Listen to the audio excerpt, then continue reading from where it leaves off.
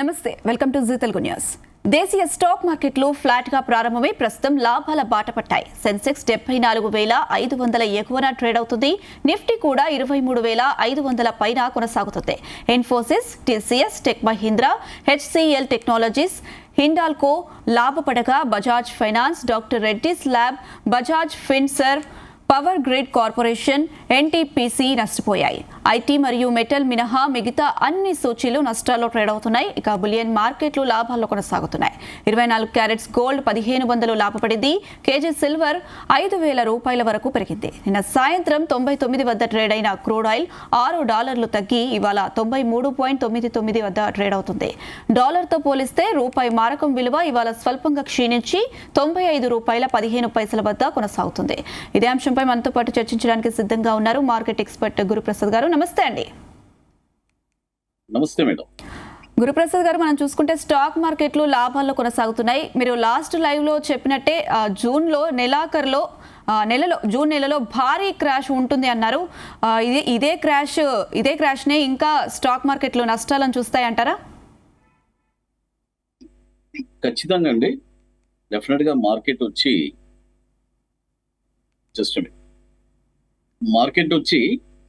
ఒక selling pressure లో ఉంది. ఆల్రెడీ మనం చెప్తూనే వచ్చాను. ఎంత ఎత్తుకి వెళ్ళినా కూడా మార్కెట్ వచ్చి ఎందుకు ఫాలో అవుతుందంటే ఓవరాల్ ట్రెండ్ వచ్చి డౌన్ ట్రెండ్ లో ఉంది. ఐఎమ్ ఆడిబుల్ అండి? చెప్పండి. ఎంత అప్ సైడ్ వెళ్ళినా కూడా మార్కెట్ వచ్చి ఎందుకు డౌన్ అవుతుందంటే ఓవరాల్ మార్కెట్ వచ్చి సెల్లింగ్ ప్రెషర్ లో ఉంది. అంటే ఎప్పుడూ రాని ఎగ్జిట్ ఈసారి వచ్చిందండి. కాబట్టి ఈ ఎగ్జిట్ వచ్చి కొద్దిగా కాషియస్ గా ఉండాల్సిన పరిస్థితిలో ఉంది. ఈ మంత్ వచ్చి కొద్దిగా చాలా కాషియస్ గా ఉండాలి. ఈ మంత్ ఎండింగ్ లో కూడా ఏదైనా బ్రేక్ అయిందంటే మళ్ళీ మనము మార్కెట్ లో మళ్ళీ ఫర్దర్ ఫాల్స్ చూడడానికి కూడా అవకాశం ఉంది. ఓకే గురుప్రసాద్ గారు, అటు ఈ వారం నిఫ్టీ ఎలా కదలాడుతుంది? లెవెల్ ఎంత ఉండే అవకాశాలు ఉన్నాయంటారు? నిఫ్టీ ఈ వీక్ వచ్చి ఎగ్జాక్ట్ గా మనకి నిఫ్టీ లెవెల్స్ వచ్చి ఎగ్జాక్ట్ లెవెల్స్ మనకి అప్ సైడ్ వచ్చండి. ఏదైనా సరే అప్ సైడ్ 23,850 పైనే వెళ్తేనే మనం అప్ సైడ్ గా పరిగణించాలి. అంటిల్ అండ్ అన్లెస్ ఇప్పుడు ఈ రోజు కూడా మార్కెట్ ఒక గ్యాప్ డౌన్ వచ్చి అక్కడి నుంచి మళ్ళీ పుల్ బ్యాక్ తీసుకునింది. ఇవన్నీ వచ్చి మళ్ళీ షార్ట్ అనేది బిల్డప్ అవుతుంది. ఫ్రెష్ షార్ట్స్ మళ్ళీ మార్కెట్ లో బిల్డప్ అవుతుంది.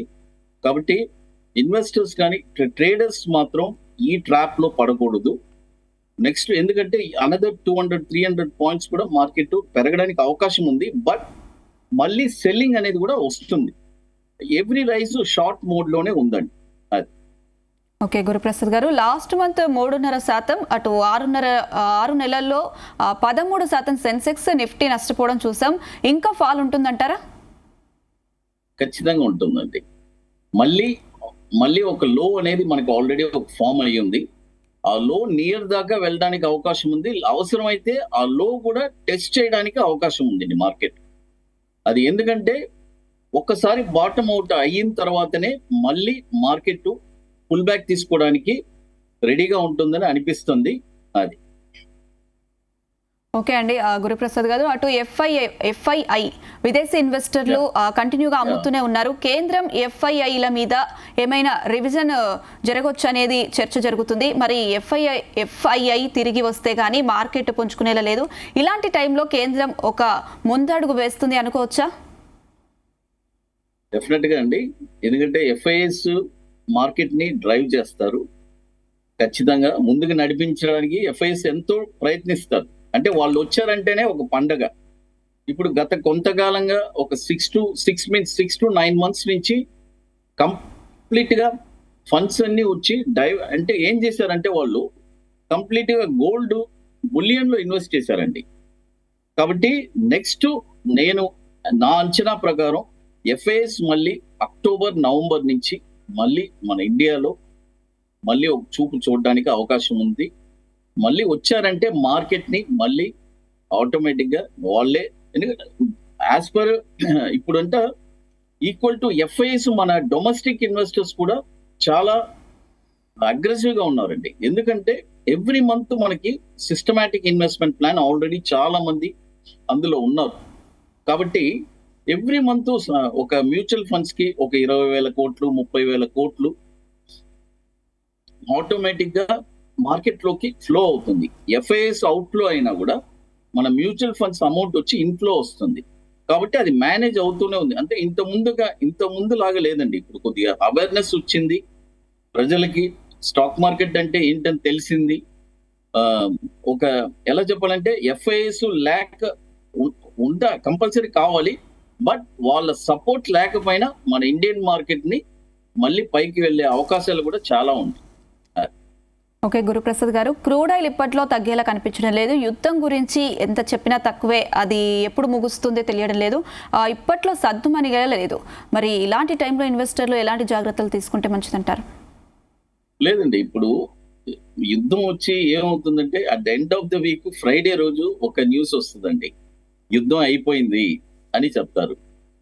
మళ్ళీ సండే నైట్ కి కానీ మండే మార్నింగ్ కానీ వాళ్ళు ఏదో మళ్ళీ అక్కడ బాంబులు మళ్ళీ వేయడం, మళ్ళీ అసలు ఈ టాక్స్ అనేది ఇంకా జరగలేదని వాళ్ళు మళ్ళీ వేరే ఒక న్యూస్ ఇవ్వడం. కాబట్టి ఏది కరెక్ట్ న్యూస్ అనేది ఎవరికి తెలియట్లేదండి. అంటే ఒక ప్రాపర్ న్యూస్ అనేది, అందుకనే నేనేమంటానంటే ఒక న్యూస్ వచ్చినా కూడా చాలా కాషియస్ గా ఉండండి. అది కన్ఫర్మ్ అవడానికే 2-3 రోజులు అవుతున్నాయి. అది పర్ఫెక్ట్ న్యూసా లేదా? ఎందుకంటే బట్ ఒక్క విషయం మాత్రం ఇప్పుడు మనం చాలా అప్రిషియేట్ గా చేసుకోవాలి. ప్రతి న్యూస్ వచ్చి ఫ్రైడే ఈవినింగ్ వస్తుంది.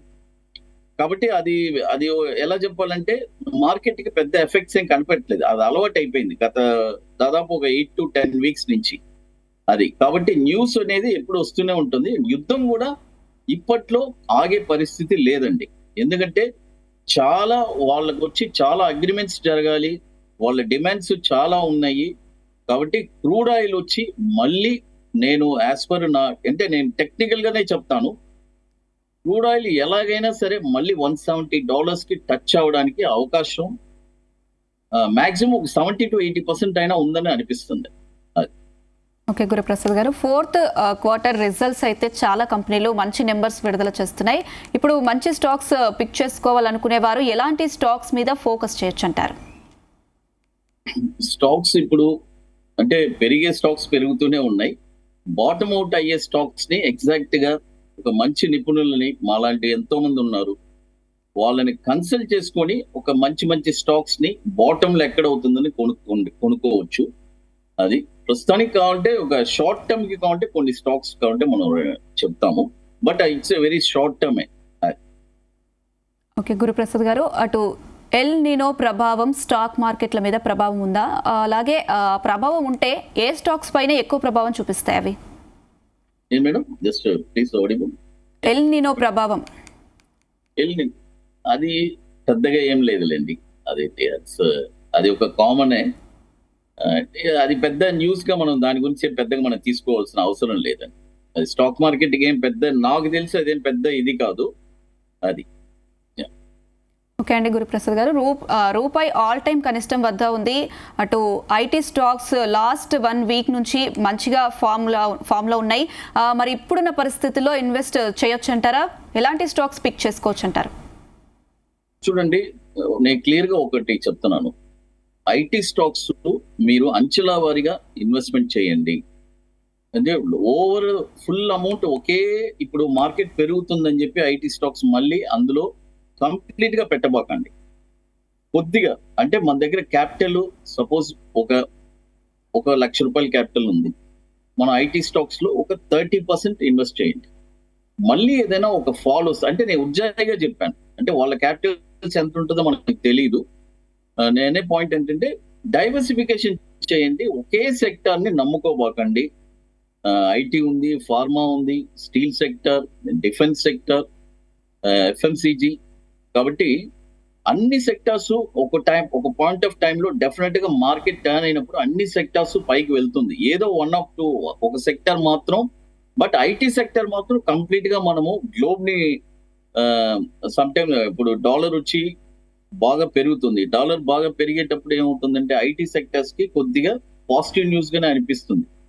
అది ఓకే గురుప్రసాద్ గారు, అటు బులియన్ మార్కెట్లో లాస్ట్ 2 వీక్స్ నుంచి ఫ్లాట్గా ట్రేడ్ అవుతున్నాయి. లాస్ట్ ఇయర్ లాగా గోల్డ్ ఈటీఎఫ్, సిల్వర్ ఈటీఎఫ్ ఉంటాయా? ఇప్పుడున్న పరిస్థితుల్లో ఈటీఎఫ్లో ఇన్వెస్ట్ చేయొచ్చు అంటారా? లేదండి, గోల్డ్ అనేది మీ పోర్ట్ఫోలియోలో ఒక 25% మాత్రమే పెట్టుకోండి. గోల్డ్ కంప్లీట్ గా మీ టోటల్ పోర్ట్ఫోలియోనే గోల్డ్ ఈటీఎఫ్ అనే మైండ్ సెట్ తీసేయండి. ఎందుకంటున్నానంటే గోల్డ్ వచ్చి మీరు హిస్టరీ తీసి చూసారంటే ఒక పాయింట్ ఆఫ్ టైంలో 2010 నుంచి 2019 దాకా అసలు ఏం పెరగలేదు. గోల్డ్ పెద్దగా మూవ్మెంటే లేదు. 9 ఇయర్స్ అసలు పెరగలేదు. ఈ 6 సంవత్సరాలు విపరీతంగా పెరిగింది. మళ్ళీ అలాంటి రోజులు కమింగ్ డేస్ లో 2027, 28లోనో ఒక మంచి హైకి వెళ్ళి మళ్ళీ అలాగే స్టాండర్డ్ అయిపోతే అప్పుడు గోల్డ్ అనదర్ 4 to 5 years పెరగకుండా ఉండొచ్చు. కాబట్టి అందుకనే నేనేమంటానంటే సెక్టర్ వైజ్ గా మీరు డైవర్సిఫికేషన్ చేసుకొని మనకు ఒక 5 సెక్టార్స్ లో మనం డైవర్సిఫికేషన్ చేసుకుంటే గోల్డ్ ఒకటి, బులియన్, స్టాక్స్, మ్యూచువల్ ఫండ్స్ కూడా మీరు పెట్టుకోవచ్చు, తప్పులేదు కొద్దిగా. ఎందుకంటున్నానంటే డెఫినెట్ గా వచ్చి డైవర్సిఫికేషన్ వచ్చి చాలా హెల్ప్ అవుతుంది ప్రతి ఒక్కరికి. అది టేస్ట్ చేశారంటే అందరికి తెలుస్తుంది ఆ డైవర్సిఫికేషన్ అనేది. ఎస్ గురుప్రసాద్ గారు, అటు మ్యూచువల్ ఫండ్స్ మీరు అన్నట్టుగా ఇప్పుడున్న పరిస్థితుల్లో ఇన్వెస్ట్ చేయడం సేఫే అంటారా? మ్యూచువల్ ఫండ్స్ ఇప్పుడు ఇన్వెస్ట్ చేయాలనుకుంటే ఎలా ఇన్వెస్ట్ చేస్తే మంచిదంటారు? ఖచ్చితంగా ఇన్వెస్ట్ చేయొచ్చు అండి. మ్యూచువల్ ఫండ్స్ డెఫినెట్ గా ఇన్వెస్ట్ చేయొచ్చు అని అంటాను. అంటే నేను అనేది స్టాక్స్ లో మీకు పట్టుదల ఉంది, నేను అనలైజ్ చేసుకోగలను, నేను చేయగలను అని అనిపిస్తే డైరెక్ట్ గా స్టాక్స్ లో చేసుకోండి. లేదు నాకు స్టాక్ మార్కెట్ లో అనుభవం లేదు అని అనిపించిందంటే మీకోసం ఒకరు వర్క్ చేసే వాళ్ళు ఉన్నారు, మ్యూచువల్ ఫండ్ మేనేజర్స్ వాళ్ళు. కాబట్టి వాళ్ళు ఒక డీసెంట్ రిటర్న్స్ మీకు డెఫినెట్ గా బ్యాంక్ ఇంట్రెస్ట్ కంటే మ్యూచువల్ ఫండ్ రిటర్న్స్ మంచి రిటర్న్సే వస్తుంది. బట్ స్టాక్స్ వచ్చిన రిటర్న్స్ మాత్రం ఎక్స్పెక్ట్ చేయకూడదు. ఒక్కొక్క స్టాక్ మీరు ఫర్ ఎగ్జాంపుల్ ఊరికే చూసుకుంటే అమెరికన్ మార్కెట్స్ లో లాస్ట్ ఒక 2 months ఒక్కొక్క స్టాక్స్ వచ్చి 100% రిటర్న్స్ ఇచ్చేసింది. అంటే అమెరికన్ స్టాక్స్ లో ఇన్వెస్ట్ చేసిన వాళ్ళు 1,00,000 పెట్టిన వాళ్ళకి 2 లక్షలు అయిపోయింది విత్ ఇన్ ఒక 2 to 3 months లో. అప్పుడు చూడండి, బ్యాంక్ లో 11 years 12 years అవుతుంది, స్టాక్స్ లో విత్ ఇన్ 3 months లో అయింది. బట్ అది అనుభవం ఉండాలి, అవన్నీ చేయడానికి తెలియాలి. అదేలాగా ఇండియన్ మార్కెట్ లో కూడా ఎన్నో స్టాక్స్ 3 months 4 months లో కూడా పెరిగిన స్టాక్స్ ఉన్నాయి. బట్ అయిన ఎక్స్పీరియన్స్. కాబట్టి మ్యూచువల్ ఫండ్స్ నేను అనేది ఏ ఎక్స్పీరియన్స్ లేదు, నాకు మార్కెట్ గురించి ఏ అవగాహన లేదు అని అనిపిస్తే డెఫినెట్ గా go for mutual funds. Okay Guruprasad garu, అటు యాజ్ ఏ మార్కెట్ ఎక్స్పర్ట్ గా ఎలాంటి స్టాక్స్ ని మీరు సజెస్ట్ చేస్తారు? స్టాక్స్ వచ్చి అట్ ప్రెసెంట్ మనం వచ్చి సెన్ స్టాక్, SANSTAR, శాన్ స్టార్. ఈ స్టాక్ వచ్చి ఇప్పుడు అంటే నేను అనేది షార్ట్ టర్మ్ కండి, ఒక 6 weeks తీసుకోండి, ఒక 60 రోజులకి. కరెంట్ మార్కెట్ ప్రైస్ 117 రూపాయలు ఉంది, బై చేసుకోవచ్చు. దీని యొక్క టార్గెట్ వచ్చి 155, 190, 246. స్టాప్ లాస్ వచ్చి 87 రూపీస్. అయితే నేనేమంటానంటే ఫస్ట్ టార్గెట్ చెప్పాను చూడండి 155, it is the best target. అక్కడికి వచ్చిందంటే మళ్ళీ వేరే స్టాక్స్ చూసుకోవచ్చు. మిగతా నేను చెప్పిన అప్సైడ్ టార్గెట్స్ అన్ని వచ్చి అది ట్రయలింగ్ వేసుకుని వెళ్ళాలి, దానికి కొద్దిగా ఎక్స్పీరియన్స్ కావాలి. గురుప్రసాద్ గారు చెప్పండి. మరొక స్టాక్ వచ్చి రూబీ మిల్స్ వచ్చి ఇప్పుడు అట్ ప్రెసెంట్ 283 ట్రేడ్ అవుతుంది, లైవ్ లోనే బై చేసుకోవచ్చు. దీని యొక్క అప్సైడ్ టార్గెట్ వచ్చి 371, 459, 598. స్టాప్ లాస్ వచ్చి 203. ఇది కూడా నేను అదే చెప్తున్నాను. ఫస్ట్ టార్గెట్ చెప్పాను కదా 371, అక్కడ వచ్చిన తర్వాత ఎగ్జిట్ అయిపోండి. అప్సైడ్ ఇంకా వేరే అప్సైడ్ టార్గెట్స్ అన్ని వచ్చి అది తర్వాత చూసుకుందాం.